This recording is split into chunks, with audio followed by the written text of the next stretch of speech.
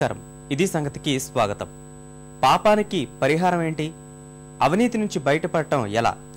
సమస్యలు సృష్టిస్తున్న ఇలాంటి ప్రశ్నల నుంచి కాంగ్రెస్ పార్టీ తన మార్కు పరిష్కారాలతో బయటపడాలని చూస్తోంది.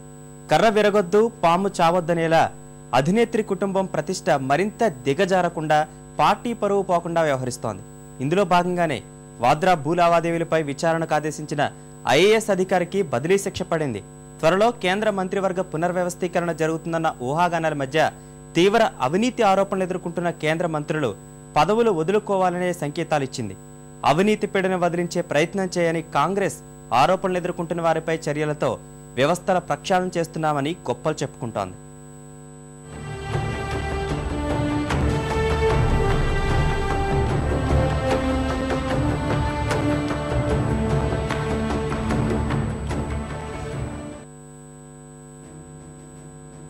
దేశంలో ప్రస్తుతం అవినీతి యూపీఏ సర్కార్ మధ్య విడదీయరాని బంధం సుదృఢమవుతోంది. కాగ్ వెలికి తీసిన బొగ్గు గనుల కేటాయింపులు, 2G స్పెక్ట్రమ్, కామన్వెల్త్ క్రీడల కుంభకోణాల నుంచి మొదలైన అవినీతి ఇప్పుడు ప్రభుత్వం, పార్టీలోని కీలక నేతల్ని చుట్టుముట్టుకుంటోంది. ఇందులో భాగంగా కాంగ్రెస్ పెద్దింటల్లుడు రాబర్ట్ వాద్రా డిఎల్ఎఫ్ సంస్థ మధ్య నీకిది నాకది వ్యవహారం ఆ పార్టీని ఉక్కిరిబిక్కిరి చేస్తోంది.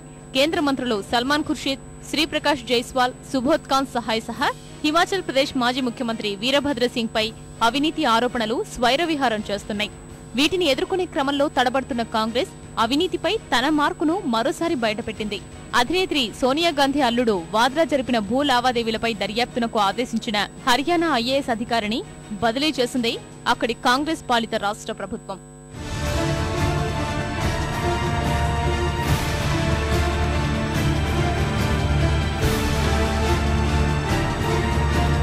యూపీఏ సర్కార్ రెండోసారి అధికారంలోకి వచ్చిన తరువాత అవినీతి ఆరోపణలు తీవ్ర స్థాయిలో వెల్లువెత్తాయి. అయితే వీటికి తెర వెనుక ఉన్న నిజమైన క్రియాశీలురు ఎవరన్నది తెలియనప్పటికీ కాంగ్రెస్ ని కర్త, కర్మ, క్రియగా నడిపిస్తున్న గాంధీ కుటుంబంపై మాత్రం విమర్శలు రాలేదు. సోనియా గాంధీ అల్లుడు రాబర్ట్ వాద్రా కంపెనీలు, డిఎల్ఎఫ్ తో జరిపిన వ్యాపార తంత్రంతో ఆ ముచ్చటా తీరిపోయింది. ఇదంతా 2 ప్రైవేట్ సంస్థలకు సంబంధించిన విషయమని కేంద్ర మంత్రుల నుంచి కాంగ్రెస్ అగ్రనేతలందరూ ఒక్కణిస్తున్నారు. అలంకరణ సామాగ్రి అమ్మకాలు సాగించిన వ్యక్తికి ఢిల్లీ చుట్టుపక్కల ప్రాంతాల విలువైన అపార్ట్మెంట్లు, పెంట్ హౌస్లలో భాగస్వామ్యం కల్పించాల్సిన అవసరం డిఎల్ఎఫ్ కి ఎందుకొచ్చిందన్న ప్రశ్నలకు మాత్రం వారు సమాధానం చెప్పడం లేదు. రాబర్ట్ వాద్రాపై వచ్చిన అవినీతి ఆరోపణలపై రాజకీయ వాదోపవాదాలు కొనసాగుతున్న సమయంలోనే ఓ అధికారి బలైపోయాడు. భూ రికార్డులు రిజిస్ట్రేషన్ ఇన్స్పెక్టర్ జనరల్ అశోక్ ఖేమ్కాని బదిలీ చేసి హర్యానా రాష్ట్ర సర్కార్ బహుమతిగా ఇచ్చింది. ఆయనకు రాష్ట్ర విత్తన అభివృద్ధి సంస్థ ఎండీగా తనకంటే 12 ఏళ్ల జూనియర్ కింద నియమించింది. కాంగ్రెస్ దృష్టితో చూస్తే ఆయన పెద్ద నేరమే చేశారు. మనేసర్, సిఖోపూర్ పరిధిలోని రాబర్ట్ వాద్రా డిఎల్ఎఫ్ భూ విక్రయ ఒప్పందం రెవెన్యూ అధికారితో కాకుండా సంబంధం లేని అధికారితో మార్పిడికి ప్రయత్నించారని ఖేమ్కా గుర్తించారు. అంతేకాదు, గుర్గావ్, ఫరీదాబాద్, ఫల్వాల్, మేవాడ్ జిల్లాల్లో 2005 జనవరి 1 నుంచి వాద్రా, ఆయన కంపెనీలు జరిపిన భూ లావాదేవీలపై ఈ నెల 11న విచారణకు ఆదేశించారు. అంతే, కాంగ్రెస్ అధినేత్రి అల్లుడి వ్యవహారంలో కలగజేసుకున్నందుకు 3 రోజుల్లో బదిలీ జరిగిపోయింది.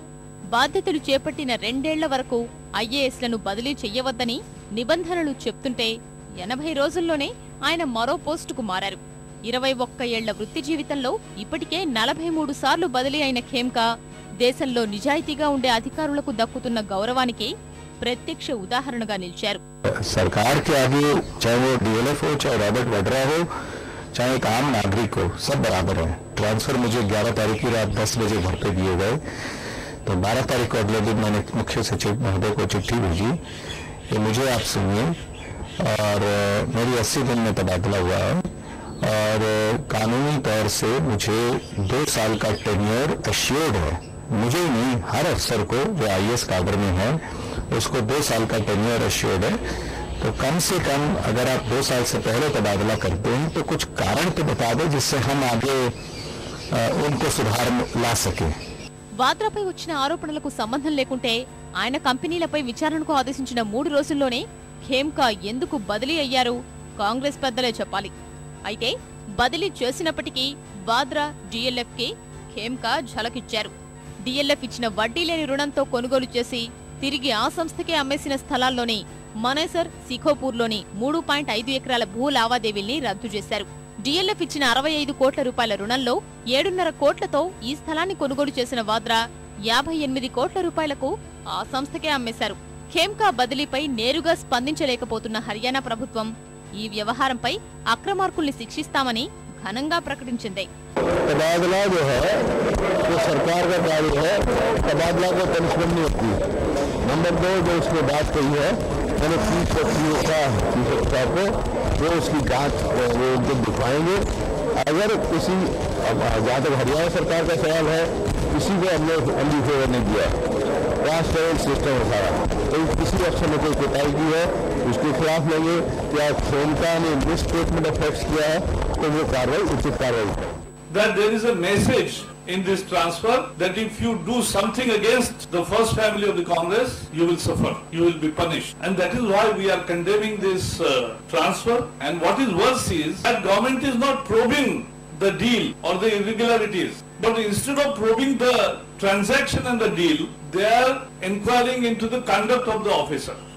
అధినేత్రి అల్లుడి అవినీతిని ప్రశ్నించిన అధికారి బదిలీకి కారణమైన కాంగ్రెస్ మార్కు రాజకీయం మరికొందరు కేంద్ర మంత్రుల పదవులకు ఎసరు పెడుతోంది.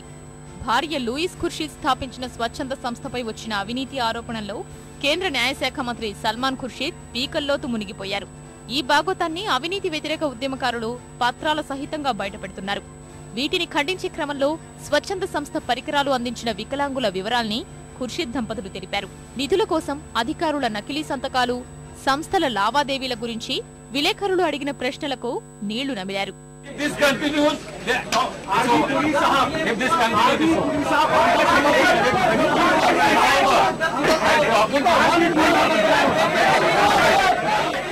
అవినీతి వ్యతిరేక ఉద్యమకారులు 2009-10 ఆర్థిక సంవత్సరాల నిధుల గోల్మాల్పై ఆరోపణలు చేస్తే ఖుర్షీద్ మాత్రం 2010-11 ఆర్థిక సంవత్సర వివరాలు చెప్పి విచిత్ర వాదన చేశారు. ఖుర్షీద్ ని వెనకేసుకొచ్చే క్రమంలో 71 లక్షల అవినీతి ఓ కేంద్ర మంత్రి స్థాయిది కాదని ఉక్కు శాఖ మంత్రి వేణిప్రసాద్ వర్మ తేల్చారు. 70 కోట్లని చెబితే నమ్ముతానని కేంద్ర మంత్రి కనీస అవినీతి స్థాయి ఎంతో నిస్సిగ్గుగా చెప్పారు. అవినీతి ఆరోపణలపై ప్రధాని మన్మోహన్ సింగ్ మాత్రం మౌనం వీడే ప్రయత్నం చేయడం లేదు.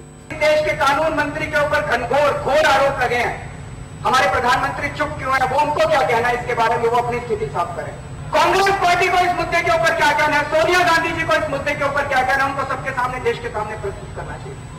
अगर तो प्रधानमंत्री को लगता है कि उनको इस्तीफा देने की जरूरत नहीं है, फिर हम लोग चले जाएंगे 2014 में देखेंगे सलमान खुर्शीद जी के सामने एक विकलांग व्यक्ति खड़ा होकर दिखाएगा और उनको हरा के दिखाएगा। ప్రధాని సచ్చీలతను ప్రశ్నించిన బొగ్గు కుంభకోణంలో ఇద్దరు కేంద్ర మంత్రులు కీలక పాత్ర పోషించారనే సమాచారం గుప్పుమంటోంది. మహారాష్ట్ర, ఛత్తీస్గఢ్, జార్ఖండ్లలో భారీగా బొగ్గు క్షేత్రాలు దక్కించుకున్న మనోజ్ జైస్వాల్, అభిషేక్ జైస్వాల్, ఆనంద్ జైస్వాల్లు బొగ్గు శాఖ మంత్రి శ్రీప్రకాష్ జైస్వాల్ బంధువులేనని తెలుస్తోంది. SKS Ispat and power limited కు 2 బొగ్గు క్షేత్రాలు దక్కడంలో కేంద్ర పర్యాటక శాఖ మంత్రి కీలక పాత్ర పోషించారనే ఆరోపణలు గుప్పుమన్నాయి. ప్రధానికి మంత్రి లేఖ రాసిన తరువాతే ఆయన తమ్ముడు సుధీర్ ఖాన్ సహాయ్ కంపెనీకి కేటాయింపులు జరిగాయని తెలుస్తోంది. ఇస్పాత్ ఉక్కు పరిశ్రమ నుంచి 2009 అక్టోబర్ నుంచి ఏడాది కాలంలో నాటి ఉక్కు శాఖ మంత్రి వీరభద్ర సింగ్ కు 2,80 లక్షల రూపాయలు ఇచ్చినట్లు ఆదాయ పన్ను శాఖ దాడులు జరపగా ఆ కంపెనీ పత్రాల్లో వెల్లడైంది. ఈ ఆరోపణల్ని వీరభద్ర సింగ్ కొట్టిపారేశారు.